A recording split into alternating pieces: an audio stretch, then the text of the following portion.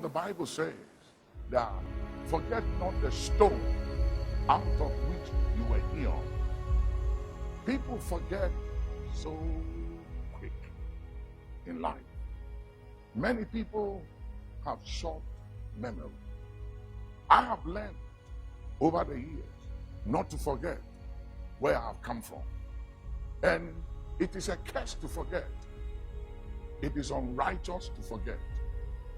The Bible says God is not unrighteous to forget your labor of love.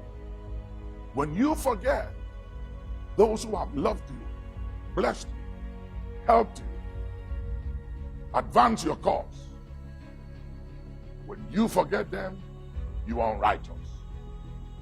But when you remember those who helped you and have loved you and cared for you, and you show gratitude, it gives you longevity. Gratitude gives longevity, and ingratitude will cut you short. So learn to be grateful. Learn to be thankful. Learn to remember. Don't forget where you came from. So many people in life forget the person who helped them. They forget those who connected them, gave them exposure, introduced them, took their hand, and took them somewhere. As soon as they arrive at the point in life, they think they've made it. In life, you can never hit the height of life that you get out of it. There's always room for improvement. So don't be satisfied with where you are, and don't show ingratitude because you think you don't need the man or the woman, the boy or the girl who helped you when you needed that help. Show gratitude. Remember people. Help people. Learn to say thank you. Have an attitude of gratitude and thanksgiving. It will take you far.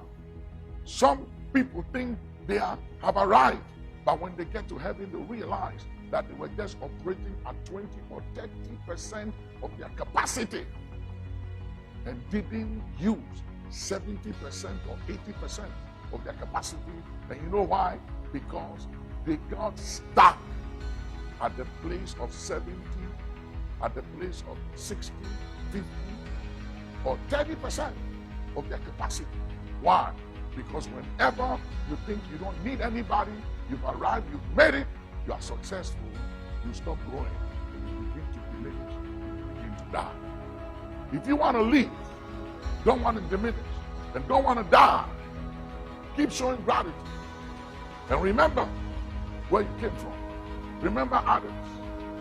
Every now and then, God will say to David, remember, David, that you are a shepherd boy.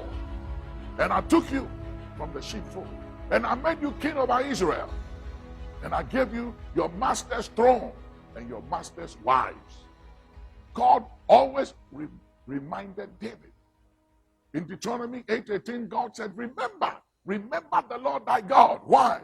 Because success, wealth, power, money can make you forget. And God said, remember. Remember that success and power and influence has expiry dates. And for every action, there are consequences. So you might be powerful right now.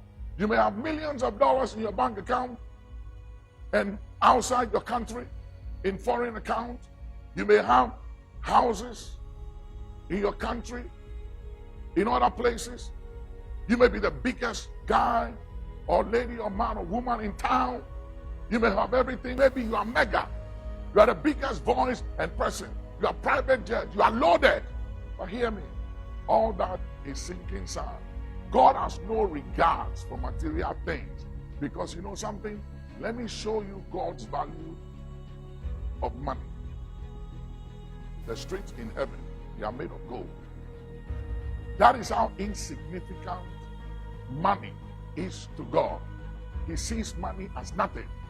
So if your confidence and who you are and how you relate to others, and especially those who have helped you in life before, is derived from material wealth, blessing, and money, or influence or power, you are to be pitied among all men.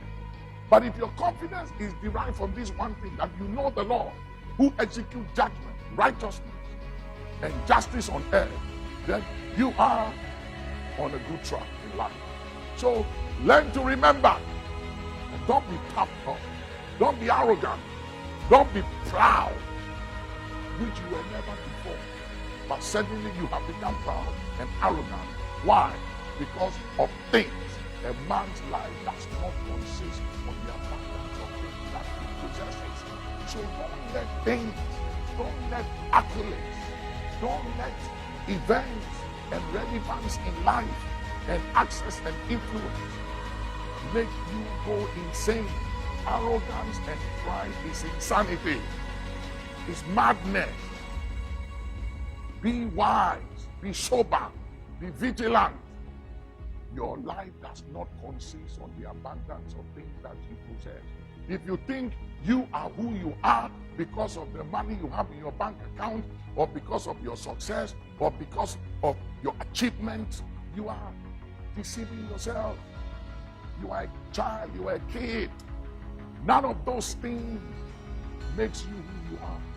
You are who you are by the grace of God, outside of possessions, outside of material things. You are who you are by the grace of God. I am what I am by grace, not by money, not by buildings, not by investment, not by achievement, not by success, not by how big or large I am. I am who I am by the grace of God. The credit must go to the grace of God. Let's give God the credit, and let us not be anything outside of grace. And you will live long and you will go far. Remember, gratitude gives longevity. Ingratitude will cut you short. Show gratitude and live long.